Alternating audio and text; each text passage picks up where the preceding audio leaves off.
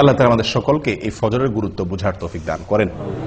10টি গুরুত্ব 10টি ফজিলতের কথা আমরা শুনলাম। আমি আবারও বলছি একটি একটি করে। নাম্বার 1, ফজরের নামাজ মুনাফিকদের জন্য কঠিন হয়, ঈমানদারদের জন্য সহজ হয়। অতএব ফজর নামাজে হাজির হতে পারা ঈমানদারের পরিচয়। নাম্বার 2, ফজর নামাজে হাজির হলে তার জিম্মাদারি কে নেয়? আল্লাহ সুবহানাহু ওয়া তাআলা নেন। ওই দিনের জন্য আল্লাহ জিম্মাদারি নিয়ে নেন। আল্লাহর নিরাপত্তার ভিতরে সে প্রবেশ করে যদি ফজর নামাজ আদায় করে। নাম্বার 3, ফেরেশতারা আল্লাহ সুবহানাহু ওয়া তাআলার কাছে গিয়ে ওই ব্যক্তির পক্ষে কি দেয়? সাক্ষ্য দেয় যে সে সালাত আদায় করছে, ভালো কাজ করছে।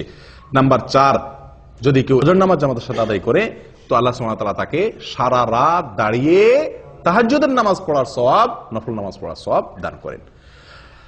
নাম্বার 5, ফজর নামাজ যদি কেউ জামাতের সাথে পড়ে, আলো আঁধারিতে কষ্ট করে মসজিদে আসে নিয়মিত, তো আল্লাহ সুবহানাহু ওয়া তাআলা তার বিনিময়ে কিয়ামতের দিন তাকে পরিপূর্ণ আলোর ব্যবস্থা করেন, তার জন্য স্পেশাল তার জন্য আলোর ব্যবস্থা করেন কিয়ামতের দিন। 6 নম্বর পুরস্কার হলো আল্লাহ সুবহানাহু ওয়া তাআলাকে দেখা জান্নাতীদের সবচেয়ে বড় পুরস্কার, সবচেয়ে বড় পুরস্কার। এই পুরস্কারটি সে শুধু পাবে তা নয়, পূর্ণিমার চাঁদ যেরকম মানুষ দেখতে পারে পূর্ণিমার রাতে, আল্লাহ সুবহানাহু ওয়া তাআলাকে সেই এরকম পরিষ্কার ভাবে দেখতে পারবে। এবং সে না, সব জান্নাতীরা কেউই ভিড় করবে না আল্লাহকে দেখার জন্য। একটা জিনিস দেখতে গেলে, অনেক লোক দেখতে গেলে ভিড় করে অনেক সময় দেখা লাগে না, আল্লাহ সুবহানাহু ওয়া তাআলাকে সেরকম ভিড় করে দেখতে হবে না। এক কথা, আল্লাহ সুবহানাহু ওয়া তাআলার সাথে সাক্ষাৎ নসিব হবে, দিদার নসিব হবে। কি করলে? ফজর নামাজ জামাতের সাথে আদায় করলে, নিয়মিত আদায় করলে। 7 নম্বর আমল ভাই, 7 নম্বর আমল হলো জাহান্নাম থেকে মুক্তির পরোয়ানা পাওয়া যাবে। কোত্থেকে? জাহান্নাম থেকে মুক্তি। ওই ব্যক্তি জাহান্নামে প্রবেশ করবে না যে ব্যক্তি আসর এবং ফজরের নামাজের যত্ন করবে। নবী সাল্লাল্লাহু আলাইহি ওয়াসাল্লাম তাকে পরামর্শ দিয়েছেন আমাদেরকে, তোমরা যদি সম্ভব হয় চেষ্টা করো যেন আসর এবং ফজরের নামাজ কখনো না ছুটে তোমাদের। বুঝে আসছে কথা? তাহলে কি হবে? নবী সাল্লাল্লাহু আলাইহি ওয়াসাল্লাম বলেছেন জাহান্নামে প্রবেশ সে ব্যক্তি করবে না। 8 নম্বর আমল হলো সকালের সময়ের জন্য নবী সাল্লাল্লাহু আলাইহি ওয়াসাল্লাম কি করছেন? দোয়া করেছেন। কিসের দোয়া করছেন? বরকতের দোয়া করেছেন।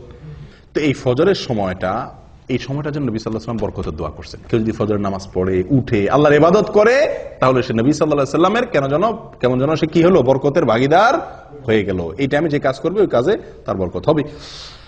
9 নম্বর হলো ভাই, ফজরের নামাজের 2 রাকাত ফরজ নামাজ আদায় করা দুনিয়া এবং দুনিয়ার মধ্যবর্তী সব কিছুর মালিক হওয়ার চাইতে বেস্ট এবং শ্রেষ্ঠ সম্পদশালী সে ব্যক্তি হয়ে গেল। 10 নম্বর হলো ফজর নামাজ যদি জামাতের সাথে আদায় করেন তাহলে মনটা প্রফুল্ল হয়ে যাবে, হাসি খুশি হয়ে যাবেন, নির্ভার হয়ে যাবে, পাতলা হয়ে যাবে এবং এভাবে আপনার সারাটা দিন কাটবে। কয়টা ফজিলত গেল? 10টা। 11 নম্বর একটা সম্পূরক ফজিলতের কথা বলি, সেটাও দুনিয়াবী ফজিলত। সেটা হলো স্বাস্থ্যের দিক থেকে একজন মানুষ যদি ফজর নামাজে উঠে অনেক রোগ বালাই থেকে আল্লাহ তাআলা তাকে হেফাজত করেন। যে ব্যক্তি সকালে ঘুমায় থাকে ওই ব্যক্তির চাইতে যে ব্যক্তি সকালে উঠে, ওই ব্যক্তির জন্য স্বাস্থ্যগত দিক থেকে সে ব্যক্তি অনেক বেশি ভালো থাকে। দেখুন আমাদের উর্দুতে একটা প্রবাদ বা হিন্দিতে একটা প্রবাদ আছে, সুবাহ কি হাওয়া হাজার বিমারিও কি দাওয়া। সকালবেলার হাওয়া এটা হাজার হাজার রোগের ঔষধ।